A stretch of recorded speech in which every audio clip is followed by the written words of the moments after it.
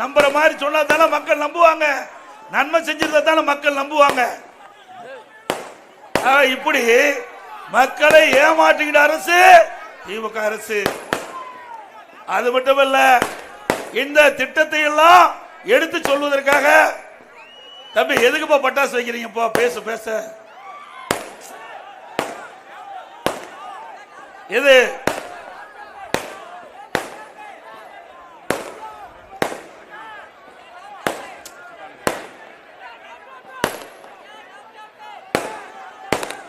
இதுல பாத்தீங்கன்னா 4 கூடுதல் தலைமைச் செயலர் அந்தஸ்துல 4 பேர் நியமிச்சு தினந்தோறும் பத்திரிகையில பேட்டி கொடுக்கணும்.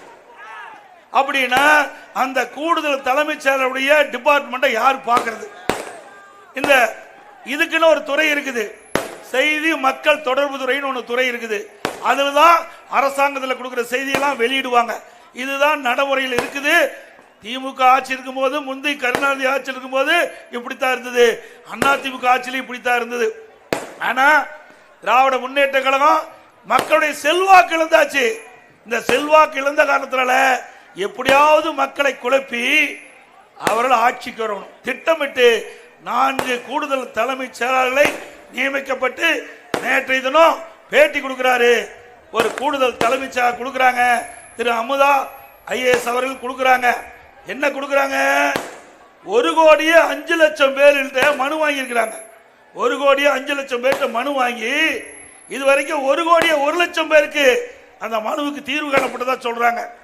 அப்படின்னா 1,01,00,000 பேருக்கு தீர்வு காணப்பட்டது என்றால் எந்தெந்த மனுவுக்கு தீர்வு காணப்பட்டீங்க, என்னென்ன மனு கூட கொடுத்திருக்கிறாங்க, அதற்கு என்ன பரிகாரம் கண்டப்பட்டிருக்குது, என்ன விளக்கம் கொடுங்க.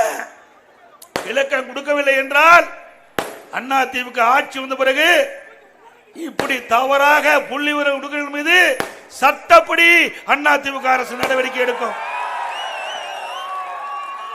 ஐஏஎஸ் அதிகாரிகள் பொதுவானவர்கள், உண்மை நிலையைத்தான் பேச வேணும். வேண்டுமென்றே திட்டமிட்டு திமுகவுக்கு உடந்தையா இருந்துடாதீங்க.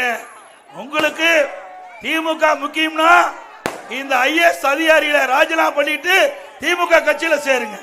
திமுக கட்சியில சேர்ந்து பிறகு பேட்டி கொடுங்க. நாங்க வேண்டாங்கல. ஆனா அரசு அதிகாரியா இருந்துகிட்டு தவறான செய்தி, கொஞ்சம் இருப்பா, கொஞ்சம் இரு தம்பி, அரசு அதிகாரியா இருந்துகிட்டு தவறான புள்ளி விவரத்தை கொடுக்காதீங்க. தயவு செய்து கொடுக்காதீங்க. மக்களை குழப்பாதீங்க. அதுக்கு முழு பொறுப்பு நீங்க தான் ஏற்க வேண்டும் என்று எச்சரிக்கிறேன் இந்த கூட்டத்தின் வாயிலா.